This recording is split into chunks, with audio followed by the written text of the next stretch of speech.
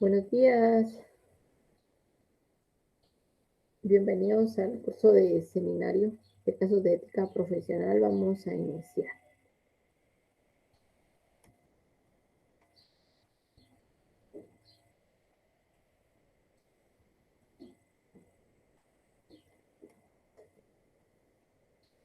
La Universidad Rural de Guatemala les da la más cordial bienvenida al curso de seminario de casos de ética profesional.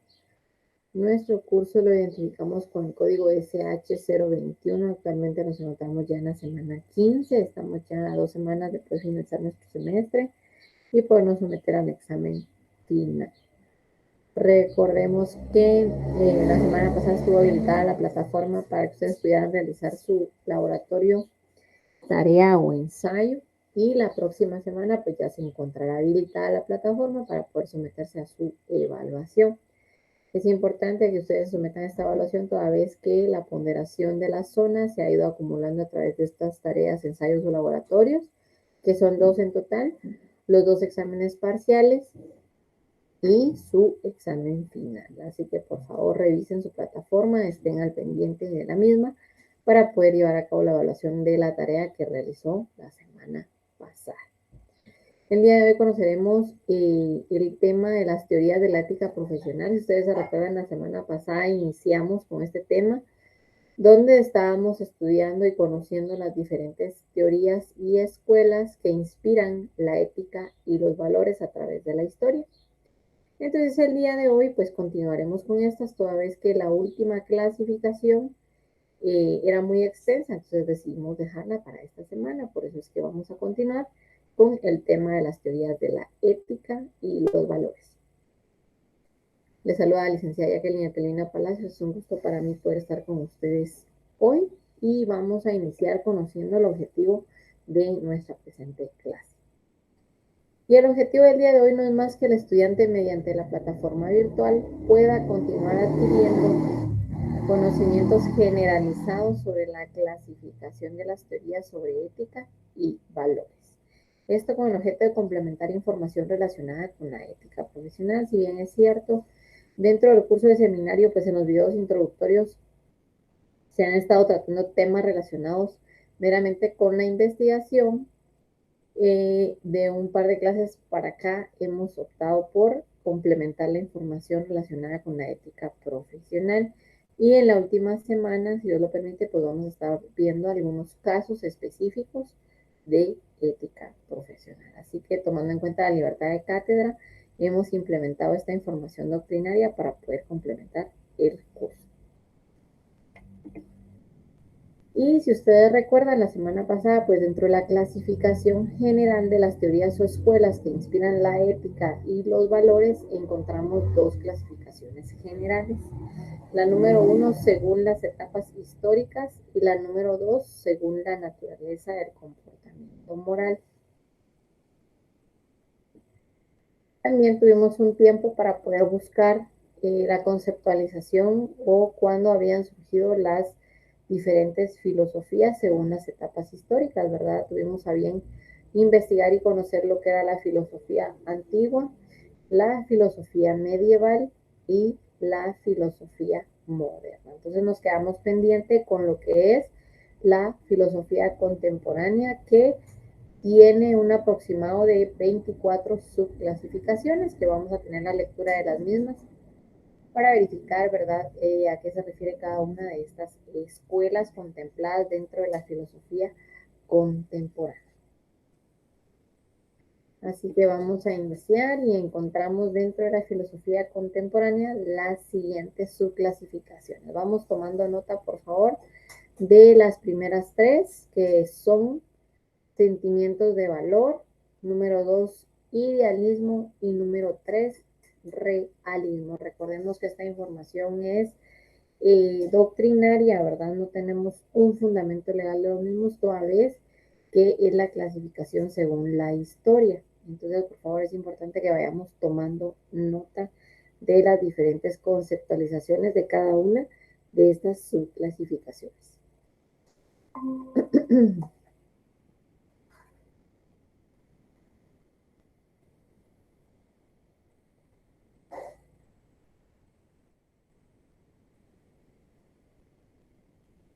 Buenos días, Pedro Huck Morales.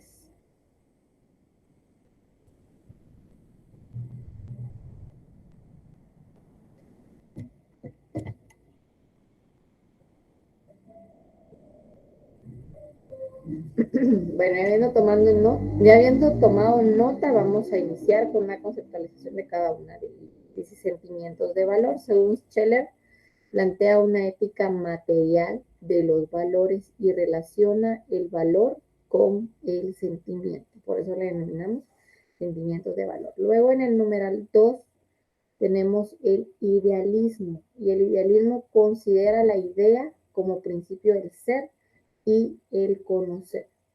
Lo fundamental son los ideales imaginados o realizables. Esto quiere decir que el ser humano por naturaleza necesita idealizar qué es lo que va a realizar en su diario vivir o sus planes a corto, mediano o largo plazo. A eso se refiere el idealismo e inspira, ¿verdad?, a la ética dependiendo de las situaciones que vaya a realizar. En el numeral 3 encontramos el realismo, y el realismo nos dice que las cosas van a existir independientemente de la conciencia o del sujeto. La postura ética del realismo se basa en lo que ocurre en la realidad, el mundo exterior y el entorno, ¿verdad? El realismo significa que no importa lo que el ser humano piense o lo que el ser humano haga, las cuestiones que suceden en el mundo exterior, pues van a suscitar por la simple naturaleza, ¿verdad? Todo lo que va surgiendo en nuestro entorno es nuestro diario vivir y no va a depender directamente de la conciencia o del actuar del sujeto. A eso se refiere el realismo dentro de la filosofía contemporánea. Luego nos hablamos a la siguiente diapositiva y vamos a tomar nota de estos otros tres o estas tres escuelas o doctrinas que inspiran la ética y los valores.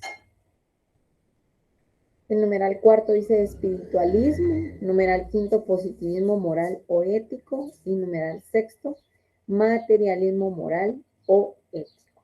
Vamos a tomar nota, por favor, del nombre de cada una de ellas y posteriormente tendremos la lectura de su conceptualización.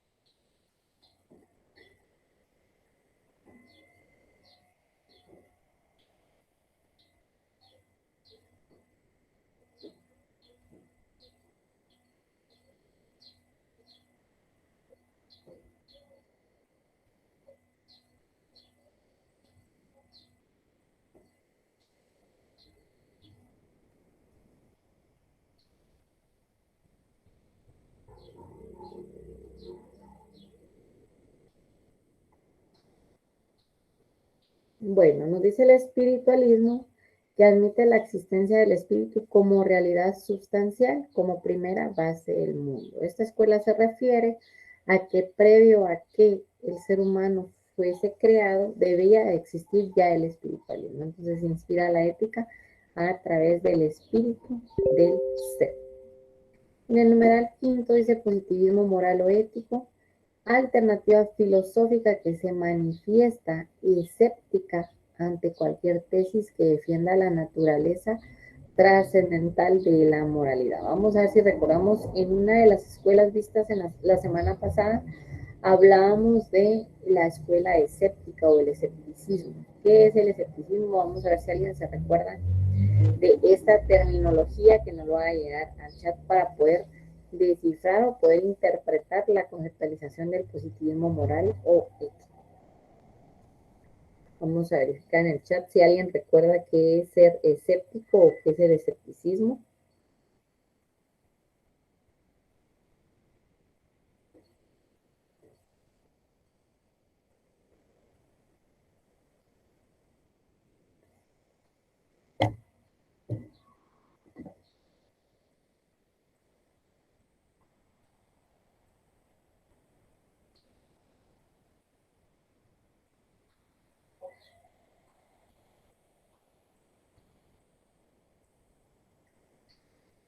¿Quién se recuerda?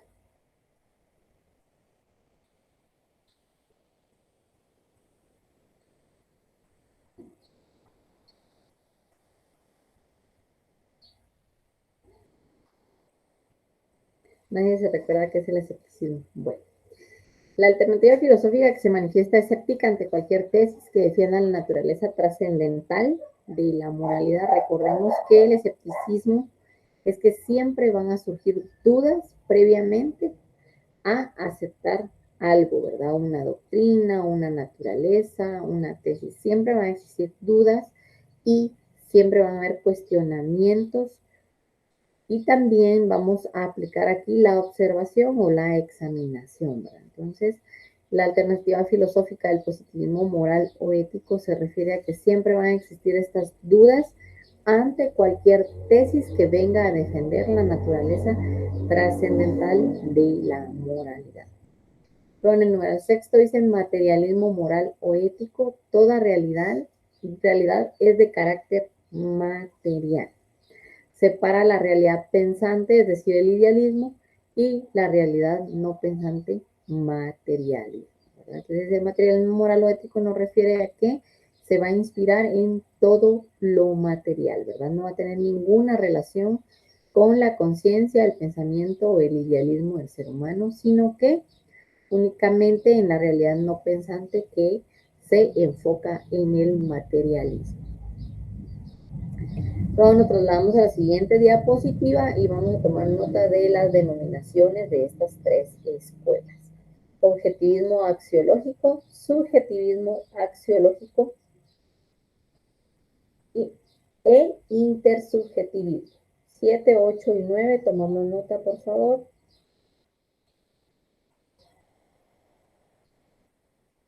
Dice Haroldo Rodas, considero este concepto como aquella actitud de no aceptar lo que no estamos dispuestos a aceptar, aún con situaciones que nos encaminen a aceptar. Gracias, Haroldo Rodas, por su aporte.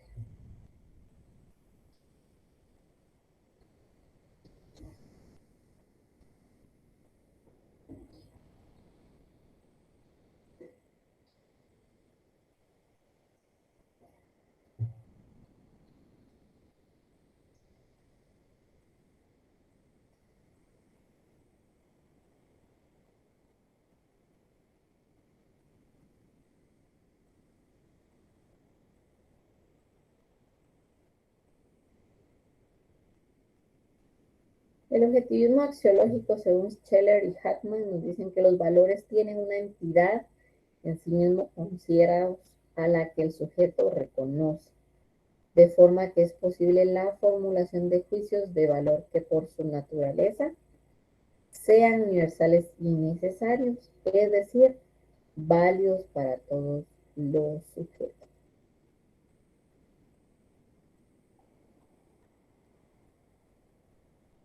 Luego en el numeral 8 tenemos el subjetivismo axiológico de Spinoza, Hobbes y Hume. Dice, la valoración depende de cada ser humano, ¿verdad? Eso es contrario al objetivismo axiológico. ¿Por qué? El objetivismo axiológico se refiere a que hay axiomas, hay precedentes, hay alguna información ya predeterminada que va a ayudar al ser humano a poder reconocer y a poder formular juicios en cuanto a los valores, mientras que el subjetivismo axiológico nos dicen que la valoración va a depender de cada ser humano, aunque ya existan axiomas, ya existan premisas sobre dicha valoración.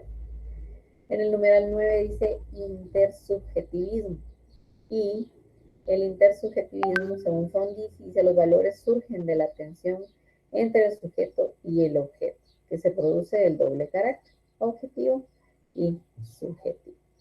Entonces, para que no estemos únicamente leyendo estas escuelas o estas filosofías, estas subclasificaciones, vamos a ver las siguientes que se contemplan en el numeral 10, 11 y 12, como lo es el comunismo, el consecuencialismo y el utilitarismo o eudemonismo social. Vamos a dejar un espacio para que ustedes nos puedan comunicar mediante el chat qué entienden por estas tres escuelas. Son las más sencillas, entonces vamos a dejar un espacio de 5 minutos para poder verificar para ustedes qué significa cada una de estas escuelas. El comunismo, consecuencialismo y el utilitarismo o eudemonismo social, porque recuerden que las conceptualizaciones o las definiciones se interpretan diferente por cada persona, de forma diferente. Entonces vamos a dejar de tarea, son las 10:50, las 10:50, 10:51. A las 10:56 vamos a retomar la clase para verificar qué opiniones nos han hecho llegar. 10, 11 y 12 dentro de la filosofía contemporánea, como lo es el comunismo, consecuencialismo, utilitarismo o eudemonismo social.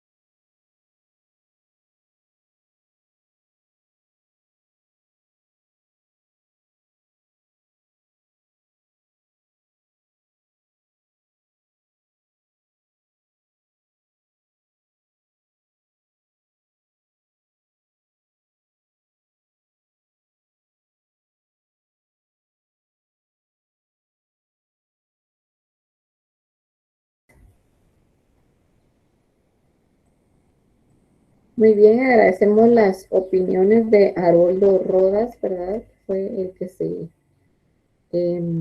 pronunció en el chat sobre las diferentes escuelas, ¿verdad? Aquí dice consecuencialismo, dice Haroldo, opino sobre este concepto. Creo que se refiere a aquellas situaciones que nos sobrevienen como resultado de nuestras actitudes. Es decir, que muchos problemas que hoy tenemos están relacionados con actos recientes. Es decir, que mucho de lo bueno o malo que hacemos, en definitiva, tiene consecuencias. Bueno, entonces muchas gracias a Haroldo Rodas por su participación. Vamos a hablar del numeral 10, lo que es el comunismo. Dice, la moral comunista defiende los principios de fidelidad a la causa, amor a la patria, trabajo consciente en bien de la sociedad. En realidad el comunismo pues es una escuela de la ética que se ha basado en romper o en terminar con las clases sociales. ¿Qué quiere decir esto? El Estado de cada país o del mundo entero debería de luchar siempre por el bien común y dejar a un lado las clases sociales. A eso se refiere la escuela de la ética relacionada con el comunismo, ¿verdad? Que no obstante que haya fidelidad a la causa, amor a la patria, que se trabaje siempre de forma consciente en bien de la sociedad, se hagan a un lado o se destruyan en su totalidad las clases sociales. Luego en el numeral 11 tenemos el consecuencialismo, lo que nos decía Haroldo, ¿verdad? Que es claro que toda acción que tengamos, ya sea buena o mala, va a tener una consecuencia. Por eso una conceptualización dice, el estatus moral de una acción viene determinado por sus consecuencias. El consecuencialismo nos dice, ¿verdad?, que debemos de basar nuestra ética poniendo siempre en primer lugar la teoría de la causa y efecto o la de acción-consecuencia, porque todo aquello que realicemos va a tener una consecuencia, ya sea buena o mala. A eso se refiere al consecuencialismo. Luego en el numeral 12 tenemos el utilitarismo o eudemonismo social. Y es aquel sistema ético basado en premisas hedonistas, que quiere decir que un acto es bueno cuando nos es útil y un acto es útil cuando proporciona bienestar al mayor número posible de individuos. Que si nosotros actuamos siempre de forma egoísta, no se va a poder colaborar con el bien común de las demás personas. Entonces acá nos refiere, ¿verdad?, que un acto es bueno cuando es útil y va a ser útil siempre y cuando se obtenga un beneficio para varias personas o para un número total de individuos. Luego tenemos, gracias por la participación, luego tenemos el numeral 13, el egoísmo. El egoísmo dice que la conducta es buena si conduce a mi mayor felicidad y equivale a la negación misma de la ética, ¿verdad? O sea que el egoísmo es una actitud negativa ante la ética. En el numeral 14 tenemos el pragmatismo, que establece como criterio de verdad la utilidad en orden a la acción. Cosas o proposiciones son verdaderas en la medida en que sirven o muestran su eficacia práctica. Eso se refiere o inspira a la ética, ¿verdad? De que todas las proposiciones o todas las acciones van a ser buenas y verdaderas siempre y cuando se demuestre su eficacia al momento de practicarlas. Si nosotros tenemos a bien realizar alguna situación constantemente en nuestro diario vivir y los resultados son negativos, no se pueden considerar dentro del pragmatismo. En el numeral 15 tenemos las creencias y costumbres. Y aquí nos dice Hume, ¿verdad?, que la ética se fundamenta en las creencias, en los usos y costumbres. El único criterio que explica la moral es el sentimiento de simpatía entre los seres humanos que les hace por naturaleza benevolentes. Es decir, que nosotros basamos nuestra ética, ¿verdad?, en las creencias, los usos y las costumbres, es decir, lo que llevamos a cabo día a día en las comunidades en las que residimos. Y que lo único que va a explicar la moral es que debemos tener simpatía con las demás personas para poder ser buenos, para poder llevar las cosas bien, para poder hacer las cosas bien. A eso se refiere la escuela de las creencias y las costumbres en Hume dentro de la filosofía contemporánea. Luego tenemos el emotismo moral, emotivismo moral, perdón, emotivismo moral en el numeral 16, y nos dice Stevenson ayer que propone que los juicios morales resultan de cálculos utilitarios y empíricos. Niega la posibilidad de fundamentar racionalmente los juicios de valor, niegan la razón moral.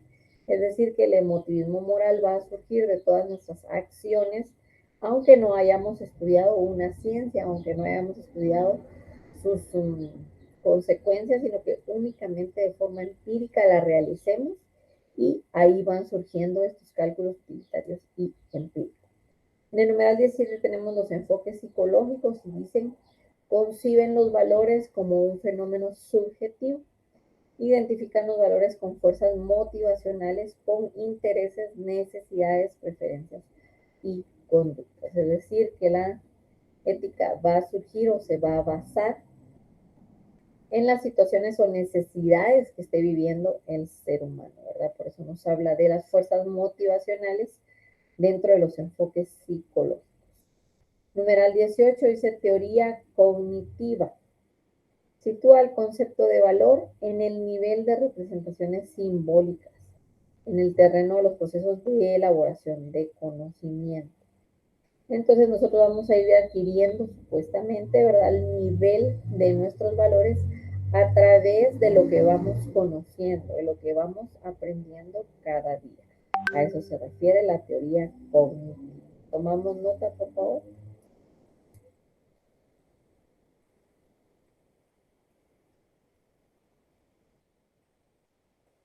Tenemos un nuevo concepto aquí de Emily. Dice, el comunismo, según mi punto de vista, vela por la práctica de los valores que ayudarán a todos a lograr un bien común como sociedad y de no practicarlos, las consecuencias serán para todos. Gracias, Emily.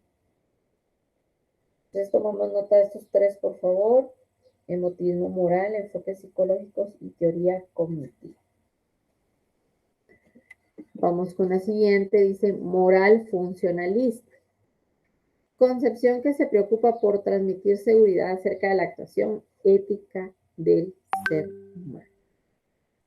Concepción que se preocupa por transmitir seguridad acerca de la actuación ética del ser humano. Ese concepto está claro. Numeral 20, contractualismo. Dice Hobbes, Locke y Rawls, dice el origen de las obligaciones morales son las reglas de convivencia. Es bueno lo que respete esas reglas, muchas veces implícitas, y malo lo que las contradiga. Entonces el contractualismo ya sabemos que se refiere a que hay dos partes, ¿verdad? Hay dos sujetos que se contraponen, entonces hay que respetar esas reglas que se han establecido en esta convivencia contractual, ¿verdad? Y no contradecirlas porque si no se considerará como una acción maligna. Luego tenemos el numeral 21, dice neopositivismo. La elección moral última no es empíricamente verificable. Nos vamos con el siguiente, dice 22, existencialismo. Vamos a ir un poquito más rápido con la lectura por cuestión de tiempo y todavía nos faltan algunas. Entonces dice, se identifica con la muerte de Dios, que los sociólogos prefieren describir como proceso de secularización. No vamos a entrar a conocer este tema porque se relaciona con la religión, con un ser supremo, y la vez pasada tuvimos un debate por eso, entonces solo vamos a dejar a criterio de cada quien que interprete el existencialismo. Numeral 23 dice concepción bioética, reflexiona acerca de la urgencia de un diálogo interdisciplinar entre los científicos, moralistas y juristas sobre el tema de la vida humana y no humana. Recordemos que hay ciertas conceptualizaciones, ciertos criterios doctrino-jurídicos, algunos filosóficos, algunos científicos. Entonces es necesario, dice aquí, ¿verdad?, que exista una unificación de criterios entre los diferentes pensadores que nos ayudan a conceptualizar ciertas definiciones. Entonces la concepción bioética se refiere a eso, a la unificación de criterios entre los científicos, moralistas y juristas. En el numeral 24 tenemos la metaética y es el examen crítico de los conceptos, juicios y procesos de razonamiento utilizados en la ética. Es apreciada como un sistema de investigación filosófica de las relaciones del lenguaje y la lógica dentro del sistema normativo ético. El examen crítico de estos conceptos que se nos otorga a través de la ética. Vamos a verificar. Muy bien. Ahora, pues, MIT tiene una opción de verificar que en realidad se esté transmitiendo, ¿verdad? Entonces, por eso es que nos sugiere quedarnos en la llamada. Entonces, tomamos nota de estos tres: existencialismo, concepción bioética y metaética. Y vamos a trasladarnos ya a la siguiente subclasificación, a la siguiente clasificación general.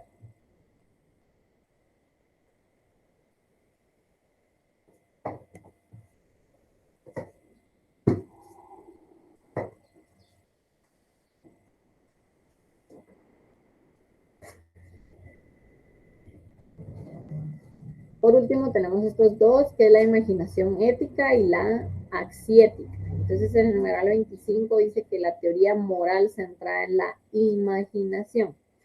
Una imagen moral es una descripción de cómo se relacionan nuestros ideales y nuestras virtudes y que tienen que ver con la posición en la que nos encontramos.